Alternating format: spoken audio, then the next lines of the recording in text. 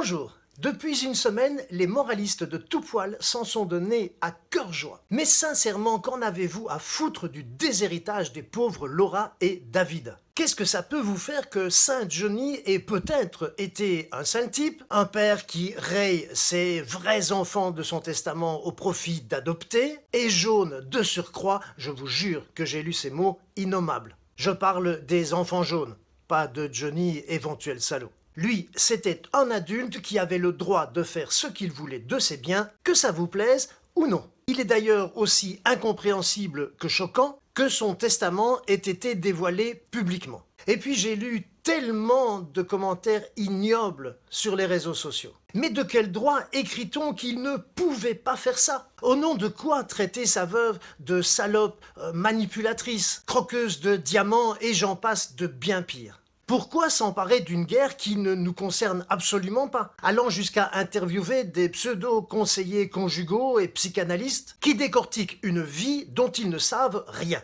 Qui d'entre vous qui vomissez le plus de saloperies sur Internet à propos de choses que vous ignorez est fantasmé parce que c'est bandant, l'inconnu des gens connus? Qui d'entre vous donc a rencontré ne fût-ce qu'une fois Johnny ou Laetitia Hallyday, que vous vous permettez d'appeler par leur prénom au seul titre qu'ils sont célèbres, ce qui a l'air de vous les rendre très intimes? Que savez-vous de la vie sous les draps de ce couple, dont certains assassinent le mort et d'autres pissent sur la veuve?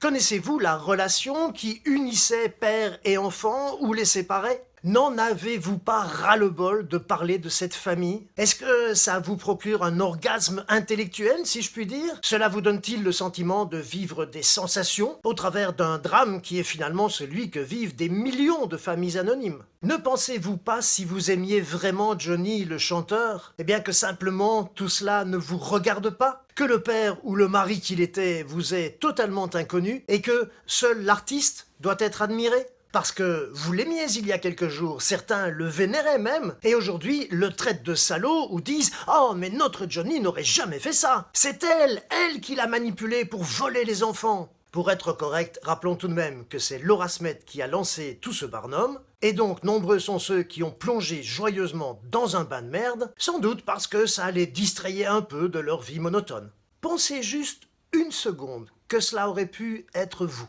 ou les vôtres, dont la vie privée serait maintenant jetée au cochon. Eh bien, je suis certain que vous n'aimeriez pas ça du tout. Souvenez-vous donc de l'adage qui dit ne fais pas à autrui, etc., etc. Gardez donc dans votre cœur le chanteur et laissez le mort, la veuve et les orphelins régler entre eux leurs comptes. Tout le monde y trouvera le sien, et c'est finalement Michel Drucker qui, sur France 2, a trouvé la bonne conclusion. Johnny aurait aimé qu'on ferme notre gueule, donc je la ferme. À lundi.